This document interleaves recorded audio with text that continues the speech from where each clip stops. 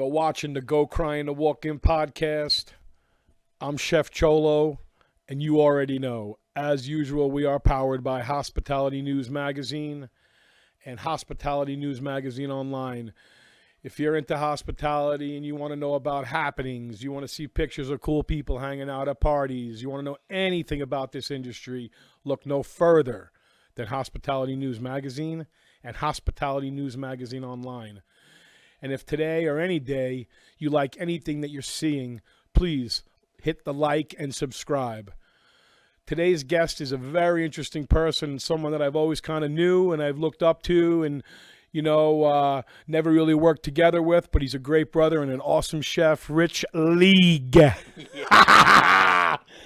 not going to screw that up again, brother. That's pretty funny. Not again, right?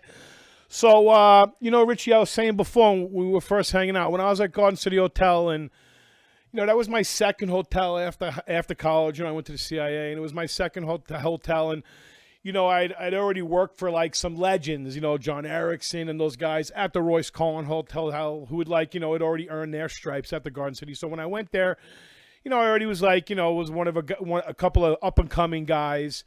And I remember hanging out one afternoon working, and Billy, what's his last name? Billy McDonough. He said to me, "Oh, chef, we have ACF is doing like this ice carving thing over at the Mall of, the Americana. Back then it was still Millie's and those places, not like it was now." So I went over there, and then all these guys were cutting ice, and it was always like, believe me, I'm a great chef. I think I'm a decent chef, but I never could handle the ice. At the CIA, they asked us to do an ice carving. I did a beer mug, because it was like a hole in a big rock. I never could do it. So I was always so blown away and watching it. And then there you were. You had like a fucking ponytail, and you were doing your thing. So, but you're not really just a gourmet chef, right, Richie? No, man. It's the weirdest thing. I was telling you earlier. I started out doing hot food. I did everything backwards. I was in a hotel somewhere, and I was watching this little Filipino guy in the corner with his radio on, doing these little carvings, and something in my brain was like, I can do that. And I tried it, started it, fell in love with it. Addictive personality. I saw someone carving ice. I'm like, oh, dude, like I can do that. So you weren't like a guy that drew all the time, or like a wood carver or some shit, no? No, I drew. I was the guy in high school. I used to do the album covers on the backs of jackets and stuff. You were painting people's jackets. Yeah. Which one did you have?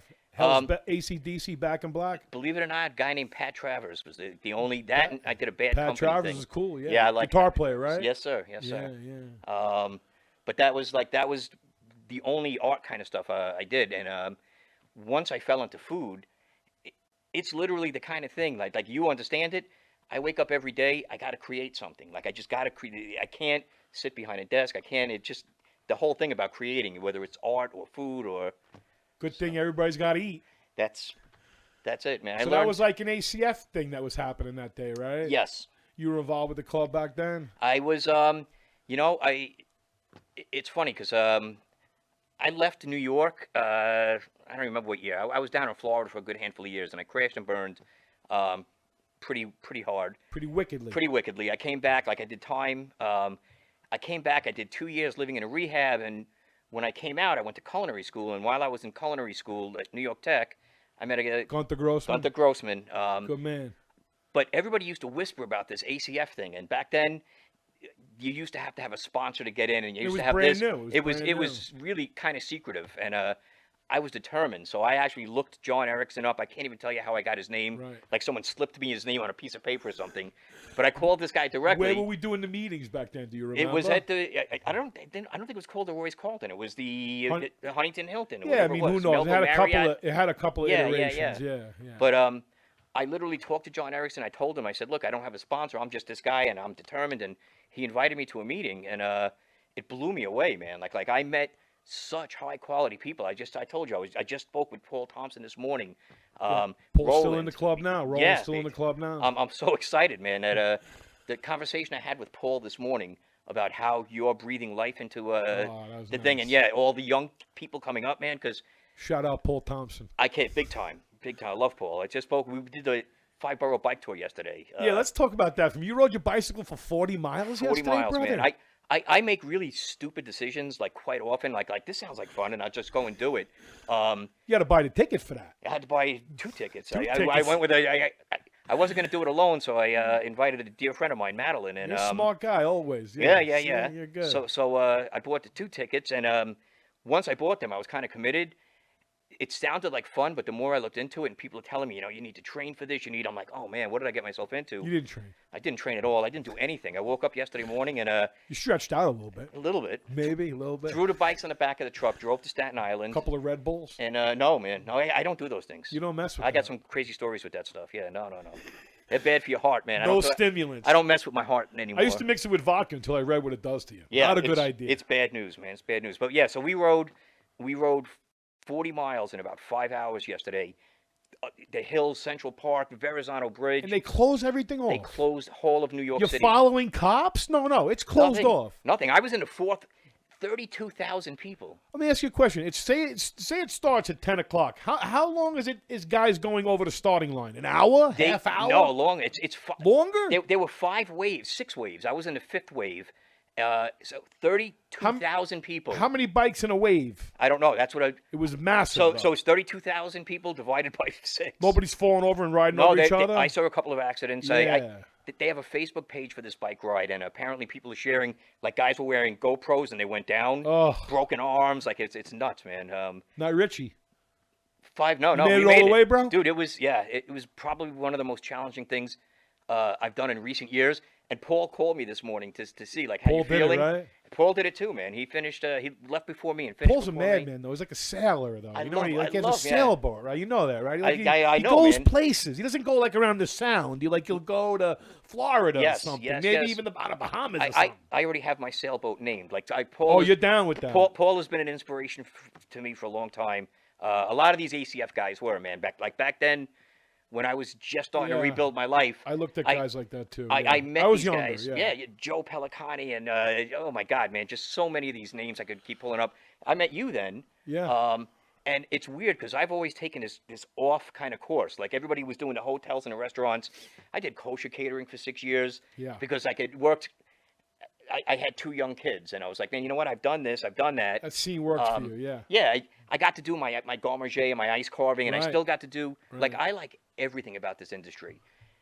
I've operated a couple of real big properties. I remember when I was at the Crescent Beach Club, and a lot of people don't realize the logistics and stuff that goes into that when you're making schedules for a restaurant staff, a catering staff, your dishwashers, your vendors. That's why we're the executive chef.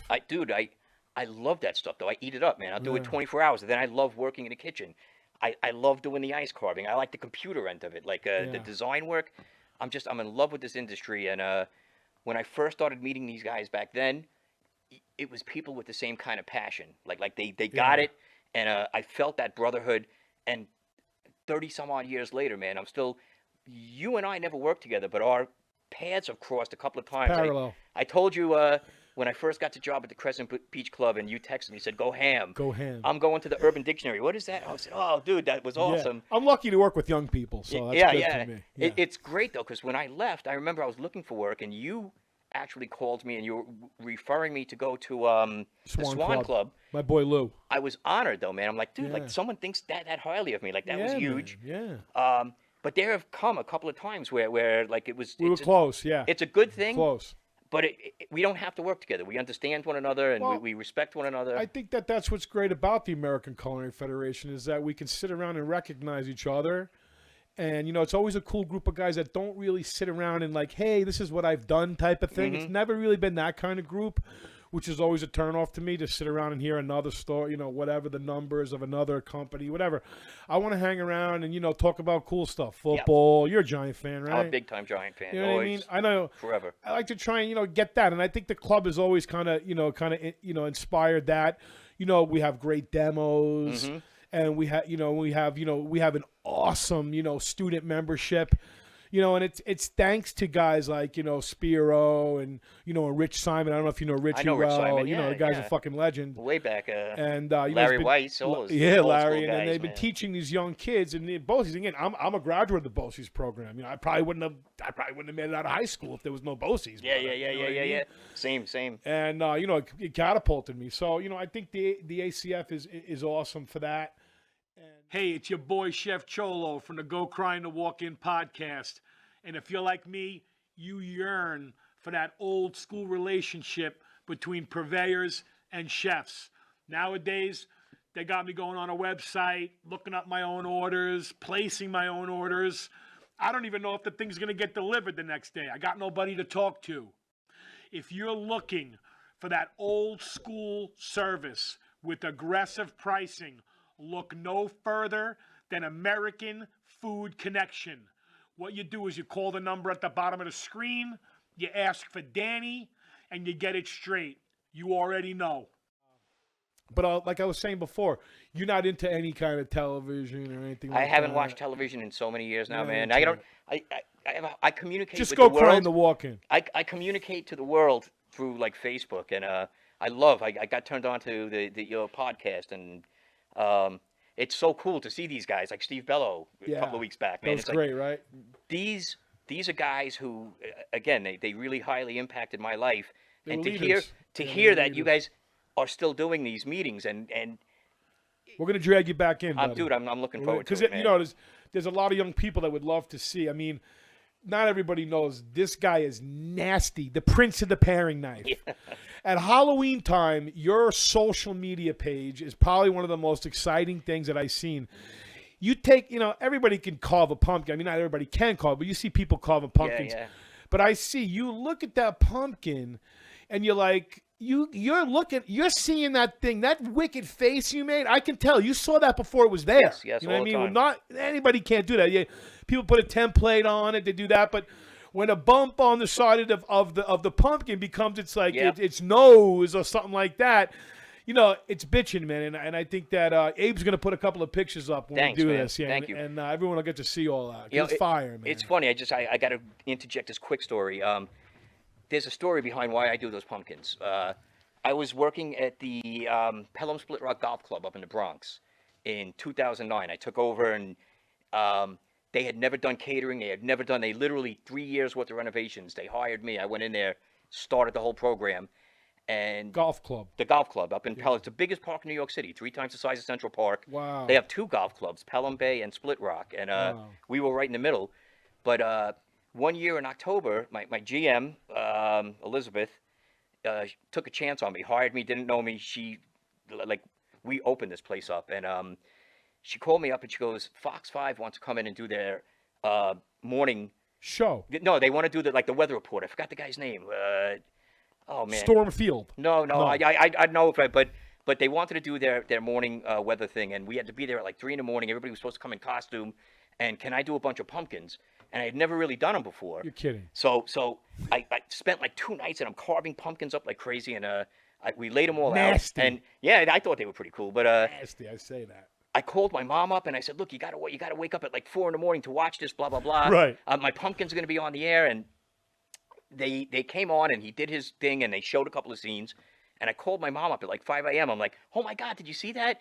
And she's like, but they didn't even talk about you. They just showed you pumpkins. And I'm like, but it wasn't about me. It was about the pumpkins, Halloween. my work. Yeah. She said, I know, everything looks great, blah, blah, blah. I love you. I'm so proud of you. It's the last conversation I ever had with my mom. She went to bed that night and never woke up. Serious? I swear to God. Your first time ever doing that? Yes. But she called me and she said, I saw them. I saw your work. I'm so proud of you.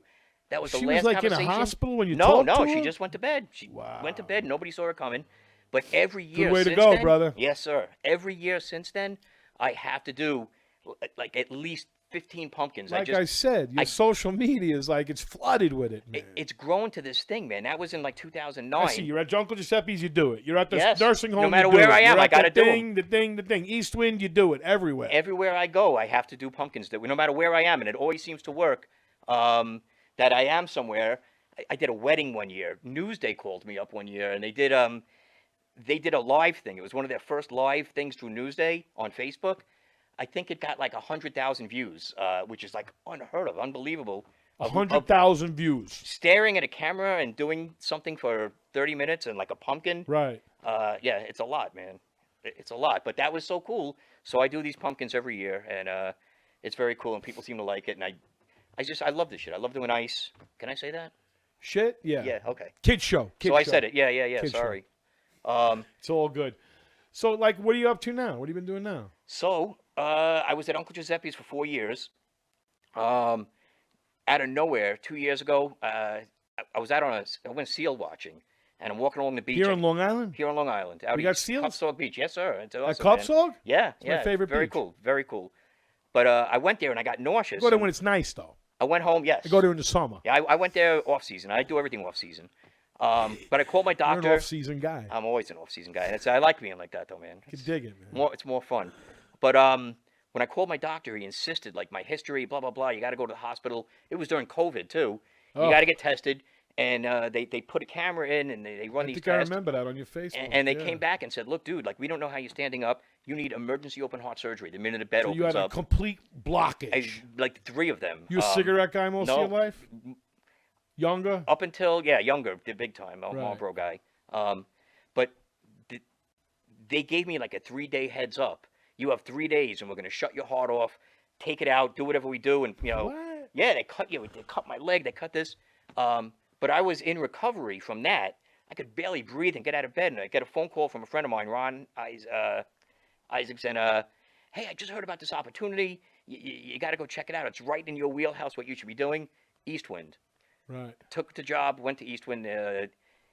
It was a beast of a gig. Like Eastwind is a very unique animal. I know Kenny. I could do a whole show on that, but I'm not even gonna go there, man. If Dominic was here, he would help. Yeah. But again, it was phenomenal opportunity for the right person, like a really incredible gig to operate all. It's like running armies. It's got a couple different rooms, different buildings. It's insane. A lot of buildings. I and staged over there once. But for this guy wakes up and he's like, "I'm going to build a winery today, and then I'm doing this, and then I'm doing that," and it's awesome. God bless him. Pizzeria. But ice cream yes. stop. But for me, like, I woke up after like 3-4 months, and I'm like, I hate this, man. It's totally just not what I do, and why am I here? And I reached a point in my life where it's like I have nothing to prove anymore. Yeah.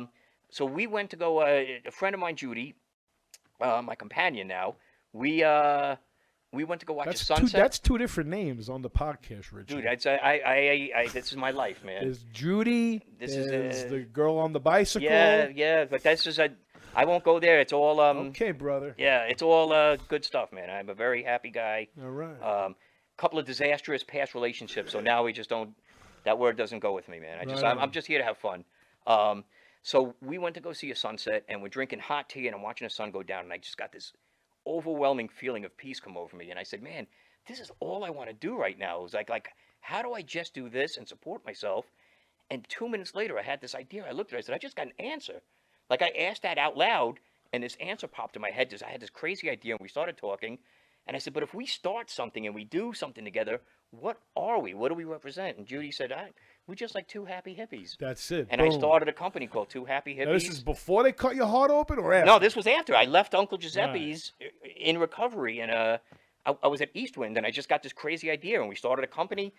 I want to say, I don't even know, man, like August or so, November. They it's like catering. So somebody's they hear that name, Happy Hippies. What could they expect? Hippies. What could they expect? We do. Under that name, I'm doing 90% vegan stuff. We do because I'm supposed to be eating healthier.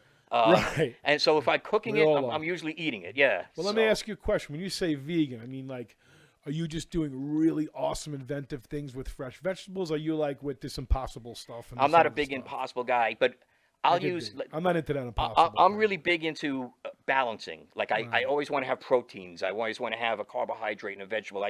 I love the idea of balance. I told you the menu we're doing now. We're doing the bento boxes. I love it. Where we're doing that whole traditional Japanese thing. But for a year and a half now, I do melon carvings. I do demonstrations. We do cooking classes with kids with the Family Service League. Awesome group of people. Yeah, dude. It's all I want to do. The tagline for our business: cook good food, spread good vibes. Good vibes. Yes, that's all I want to do, man. I don't want to get involved in drama. I don't want to get involved. Like I So don't want to this is be. something that's delivered to us now, or no, not yet. This is No, something that's we're on. coming. We're online. We have a website. You can actually order food. I'm doing right now. We're doing 3 days a week.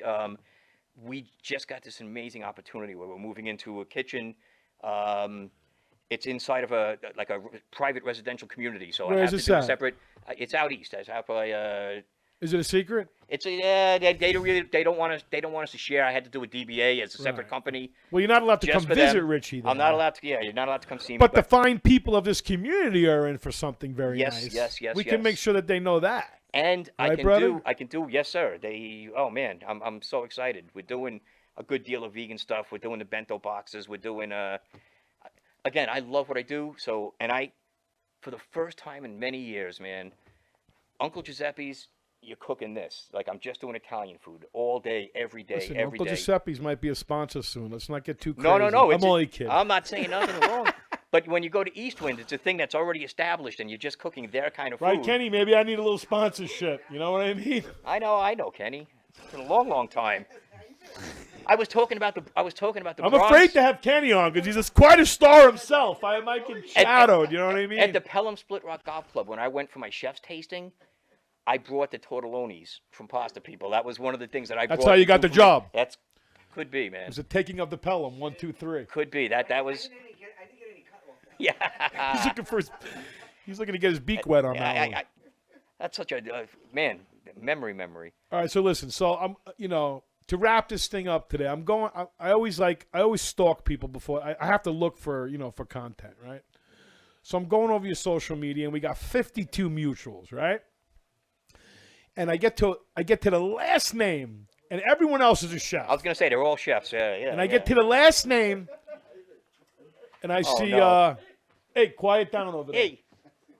And I get to the last name, and I see Radiant Rob Burger. Now, Robert used to work for me. I had the opportunity to run what we called an all-natural steakhouse, Oh, cool. where we were sourcing meat from a company called Meyer Natural Angus, who is still in business now, but has kind of like been sold a couple times.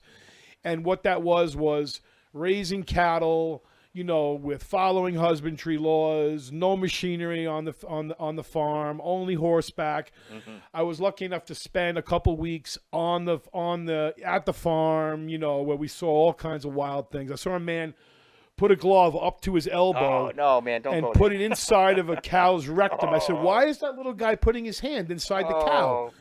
And the guy goes, "Oh, he's going to stimulate his rectum so we could get a sperm sample."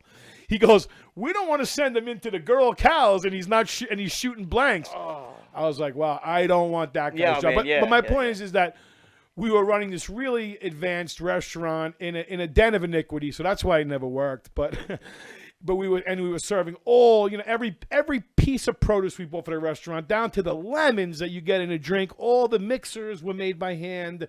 All the bitters were made by, we made bitters for drinks. I bought the ingredients for all that. Thank God for companies like UNFI and Ace Natural. Yes, You know those yeah, guys? yeah, Ace yeah, Natural, yeah, yeah. awesome bunch of guys. And Robert Berger walked into the restaurant one day. This is what happened. John Bastow, you know him, right? He's like the guy with the book, John Bastow. Yes. Okay. So we were doing like a convention somewhere at the that kind of natural living thing. Yoga people were there. Bastow was there signing tribe. autographs. Your people. My tribe. And I meet Rob Berger, and he's like, "You guys have this kind of restaurant?" And I was like, "Yeah, we're doing this thing." We were just figuring it out. He's like, "Can I work for you?" I was like, "Yeah, you can work for me." I never had a better host in the place, a more vibrant, awesome guy. So when I saw that connection between us, I had to bring it up. Yeah, I love the guy. I hope he's listening. When I put this on Facebook, I'm going to tag him. I'm gonna do the same, man. Because Make sure Rob, he knows. I had my own place. My first business was called Rose and Sage. My daughter's middle name's Davina Rose Leora Sage. Right. And we started out doing cooking classes for kids, and then the landlord wanted us to do a cafe. I did a cafe. We're doing a lot of natural foods. We're doing like wheatgrass. Nobody understood us. We're in Dix Hills. Wasn't happening. We weren't really happening. One day, Not inside a gym or anything. This woman came in my place of business, man. Redhead, bouncing off the walls, crazy awesome energy. Mary Grace. Oh my God, I'm opening a yoga studio right next door. You guys are doing juicing and blah blah blah. I'm like, perfect. This was it, man. So she opened a hot yoga studio, and she's still doing it, man. God bless her. And Robert worked there. And Robert worked there, and he came in my she kitchen. was very lucky to have him. just one of these, you meet beings along your journey that just glow, and he was one of these awesome guys, human man. being. And yep, so I love Robert. Well, Richie, thanks for coming in and hanging out with me today. You know what I mean? I This know, has been and I awesome. know. Don't try and act like you never made anybody cry in the walk-in. 'Cause Yeah, I know yeah, you yeah. did. No, I've had my moments, man. Because I know you did, and Kenny, I know you did too. We'll get to that. We'll get to that. But all the love and respect and all Thank the you, help man. in the future. And listen, you're gonna get Thank you you for back in the having me. ACF. All Yeah, right? man. I'm down. And All right. Roland knows how many times he's hounded me for And years. remember, you've been watching the Go Crying the Walk-In podcast. I'm Chef Cholo. You already know. And don't forget to like and subscribe. Thank you. That's it. Awesome.